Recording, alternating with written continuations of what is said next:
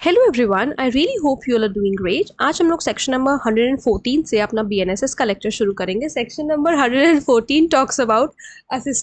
Assistance in securing transfer of persons.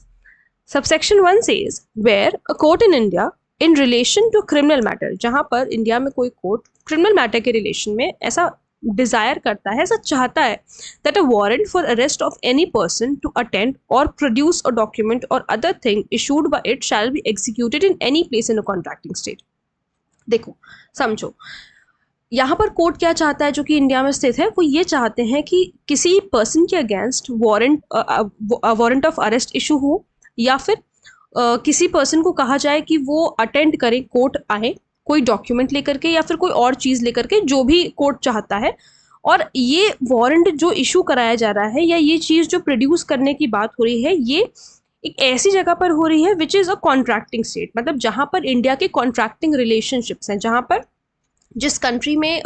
ऐसा कह सकते हो एक ट्रीटी है इंडिया की, ठीक है। It shall send such warrant in duplicate, तो वो कोर्ट क्या करेगी, वो उस वारंट को डुप्लीकेट में सेंड करेगी in such form to such court, ठीक है। जज और magistrate through such authority as the central government में। अब ऑब्वियसली उस कोर्ट में भेजना होगा। अब इसका जो फॉर्मेट है, जो भी चीज़ है, वो सेंट्रल गवर्नमेंट डिसाइड करती है। May by notification specify in this behalf and that court जज और मजिस्ट्रेट, और ये दैट कोर्ट कौन सा, ये जो कॉन्ट्रैक्टिंग स्टेट का कोर्ट है उसकी बात हो रही है। जो कॉन्ट्रैक्टिंग स्टेट का कोर्ट है उसकी बात हो रही है। वहां के जज या मजिस्ट्रेट एज द केस में भी shall cause the same to be executed, और फिर वो उस वारंट को एग्जीक्यूट कराएंगे, ठीक है। देन सबसेक्शन टू क्या कह रहा है, if in the course of an investigation or any inquiry into an offence an application is made by the investigating officer or any officer superior in rank to the investigating officer that the attendance of a person who is in any place in a contracting state is required with such investigation or inquiry। देखो, पहले यहां तक हम लोग समझते हैं क्या कहा कोर्ट ने, मतलब ये सबसेक्शन 2 ये कह रहा है कि इन्वेस्टिगेशन और इंक्वायरी जब हो रही है किसी ऑफेंस में, तो वहां पर एप्लीकेशन लगाई गई है, चाहे इन्वेस्टिगेटिंग ऑफिसर के द्वारा या फिर कोई भी ऐसा ऑफिसर जो कि इन्वेस्टिगेटिंग ऑफिसर से आईओ से ऊपर है रैंक में, कि उस पर्सन की अटेंडेंस जरूरी है, जो कि अभी कहाँ पर है, कॉन्ट्रैक्टिंग स्टेट में है, ठीक है। क्यों जरूरी है, क्योंकि इन्वेस्टिगेशन और इंक्वायरी में जरूरत पड़ रही है। And the court is satisfied that attendance is so required. यहाँ पर सिर्फ इन्वेस्टिगेटिंग ऑफिसर का या उनसे सुपीरियर रैंक में जो ऑफिसर है उनका सेटिस्फाई होना या उनका एप्लीकेशन लगाना काफी नहीं है। यहाँ पर जो आपका कोर्ट है वो भी सेटिस्फाई होना चाहिए कि उसकी अटेंडेंस, यानी किसकी, जो वहां पर कॉन्ट्रैक्टिंग स्टेट में जो बंदा है उसकी अटेंडेंस जरूरी है। इट शैल इशू अ समन और वारंट, तो समन या वारंट जैसा भी केस होगा वो इशू करेंगे इन डुप्लीकेट में करेंगे अगेंस्ट द सेड पर्सन, जो सेड पर्सन बताया गया उसके अगेंस्ट में। टू सच कोर्ट वो जो कॉन्ट्रैक्टिंग स्टेट में जो कोर्ट है वो वाला कोर्ट, जज और मजिस्ट्रेट इन सच फॉर्म, जैसा भी सेंट्रल गवर्नमेंट बताए वैसे, ठीक है। और फिर वो कोर्ट जज या मजिस्ट्रेट उसको एग्जीक्यूट करवाएंगे, ठीक है, मतलब उसको सर्व करेंगे और फिर उसको एग्जीक्यूट करवाएंगे, जिस तरीके से एग्जीक्यूशन होता है। अब सबसेक्शन 3 क्या कह रहा है, when a court in India in relation to a criminal matter has received a warrant for arrest of, अब यहाँ तक अभी हम क्या कर रहे थे, हम वारंट भेज रहे थे। अब हमारे पास वारंट आ रहा है उस जगह से जो एक कॉन्ट्रैक्टिंग स्टेट में है इंडिया से। ऊपर सबसेक्शन 1 और सबसेक्शन 2 में हम वारंट भेज रहे थे, अब हमारे पास वारंट रिसीव हो रहा है, अब हमारे पास वारंट आ रहा है। सो in relation to a criminal matter has received a warrant for arrest of any person requiring him to attend and produce a document or other thing in that court, उस court में, contracting state वाली court में, और before any other investigating agency, किसी भी वहां पर अगर कोई इन्वेस्टिगेटिंग एजेंसी अगर वहां पर भी उसको जो है प्रोड्यूस करवाना है, इशूड बाय द कोर्ट जज और magistrate in the contracting state. किसने इशू किया है, कॉन्ट्रैक्टिंग स्टेट वाले कोर्ट ने। The same shall be executed as if the warrant received by it from another court in India for execution within its local limit. So यहाँ India में उसको वैसे ही execute किया जाएगा जैसे कि इंडिया में एग्जीक्यूट होता है वारंट, ठीक है। कॉन्ट्रैक्टिंग स्टेट का वारंट वैसे ही एग्जीक्यूट किया जाएगा जैसे कि इंडिया में वारंट एग्जीक्यूट होता है, सेम, ठीक। इस तरीके से आप अपने बैरक में लिख सकते हो ताकि बिना जो है सबसेक्शन पढ़े भी आपको याद आ जाए कि क्या पढ़ा था इसमें।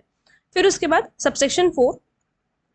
where a person transferred to a contracting state pursuant to subsection 3 में जब एक person को transfer किया जा रहा है contracting state में is a अच्छा where a person transferred to a contracting state pursuant to subsection 3 को follow करके is a prisoner in India, अगर वो इंडिया में prisoner है मतलब जिसके अगेंस्ट वारंट या समन जो भी कुछ आया है, अगर वो prisoner है इंडिया में, जेल में है वो व्यक्ति, तो the court in India or the central government may impose such conditions as that court or government thinks deems fit. तो जो है सेंट्रल गवर्नमेंट या कोर्ट जो है जो इंडिया में स्थित है वो कोई भी ऐसे कंडीशंस वगैरह इम्पोज कर सकता है उस इंसान के ऊपर, ठीक है। फिर इसके बाद subsection 5, where the person transferred to India pursuant to subsection 1 और सबसेक्शन 2 की बात हो रही है, अगर वो प्रिजनर है कॉन्ट्रैक्टिंग स्टेट में, सबसेक्शन 4 में कहाँ पे प्रिजनर था, इंडिया में प्रिजनर था, इंडिया में प्रिजनर था, और यहां पर कहां पे प्रिजनर है, कॉन्ट्रैक्टिंग स्टेट में प्रिजनर है, तब क्या होगा, the court in India shall ensure, तो कोर्ट जो इंडिया में है जो भारत में है वो ये एंश्योर करेगी that the conditions subject to which the prisoner is transferred to India are complied with, तो जो भी कंडीशंस उस प्रिजनर के ऊपर लगाई गई हैं, जो जेल में है बंदा, जो जेल में था वहां पर, जब उसको इंडिया में ट्रांसफर करा जा रहा है तो वो क्या करेंगे, वो ये देखेंगे कि सारी जो कंडीशंस है वो कंप्लाई हो रही है, फुलफिल हो रही है, and such prisoner shall be kept in such custody subject to the conditions as the central government may direct in writing. तो वहां की जो जो सेंट्रल गवर्नमेंट है वो क्या करेगी, वो कुछ कंडीशंस वगैरह देगी कि उस बंदे को कस्टडी में ही रखना है, ये जो प्रिजनर वहां से आया उसको कस्टडी में ही रखना, ये जो प्रिजनर वहां पर गया है वो उसको कस्टडी में ही रखना है, एंड वो डायरेक्ट करेंगे इन राइटिंग, ठीक है, सेंट्रल गवर्नमेंट डायरेक्ट करेगी इन राइटिंग। एक सेकंड रुको, सबसेक्शन 1 और सबसेक्शन 2 में थोड़ा सा एक्चुअली में कंफ्यूजन हो गया, क्या यहाँ पर रिसीविंग और दोनों की बात करी हुई है, तो ऐसे परेशान नहीं होना, कभी कभी हो जाता है कंफ्यूजन, हम लोगों को भी हो जाता है। इसमें क्या बात करी गई है कि डिजायर कर रहे हैं कि warrant of arrest contracting state में हो, अच्छा वही तो मैंने आप लोगों को भी बताया था, मैं खुद भी कंफ्यूज हो गई। सबसेक्शन 5 में ये बोल रहे हैं कि जब आपको बाहर मतलब कि बाहर कोई पर्सन को कॉन्ट्रैक्टिंग स्टेट में जब आपको ऐसा करना है तो वो प्रिजनर बाहर की स्टेट में है, तो कोर्ट जो इंडिया में है वो ये इंश्योर करेगी कि सारे जो कंडीशंस हैं वो फुलफिल हो रहे हैं, बस कंप्लाई हो रहे हैं, ठीक है। अब देखो section 115 says assistance in relation to orders of attachment और फोरफीचर ऑफ प्रॉपर्टी, ठीक है, assistance in relation to orders of attachment or forfeiture of property. Subsection 1 says where a court in India has reasonable grounds to believe, जब court जो India में है उसको अगर reasonable grounds हैं ये बिलीव करने की कोई person that any property obtained by any person is derived or obtained directly or indirectly by such person from the commission of an offence, उसने कोई offence commit किया है तब इस बंदे ने ये property acquire करी है, तो इट में make an order of attachment, तो वो कुड़की करवा सकते हैं, अटैचमेंट करवा सकते हैं या फोरफीचर करा सकते हैं उस प्रॉपर्टी का as it may deem fit under the provisions of section 116 to 122, ठीक। फिर subsection 2 says where the court has made an order for attachment or forfeiture of any property under subsection 1 and such property is suspected to be in a contracting state, जब किसी court ने attachment जब करा लिया या forfeiture करा लिया है और उस प्रॉपर्टी के लिए उनको शक हो रहा है कि ये कॉन्ट्रैक्टिंग स्टेट में ये प्रॉपर्टी स्थित है, तो द कोर्ट में इशू लेटर ऑफ रिक्वेस्ट, वो लेटर ऑफ रिक्वेस्ट इशू करेंगे टू दैट कोर्ट जो कॉन्ट्रैक्टिंग स्टेट में है कि आप जो है एग्जीक्यूट करवा दीजिए जो भी अटैचमेंट या फोरफीचर यहाँ ने इंडिया ने करवाया है, ठीक है। फिर उसके बाद सबसेक्शन 3 क्या कह रहा है, subsection 3 says where a letter of request is received by the central government from a court or an authority in a contracting state requesting attachment or forfeiture of the property in India derived or obtained directly or indirectly by any person from the commission of an offence committed in that contracting state, the central government may forward such letter, central government क्या करेगी उस letter को forward करेगी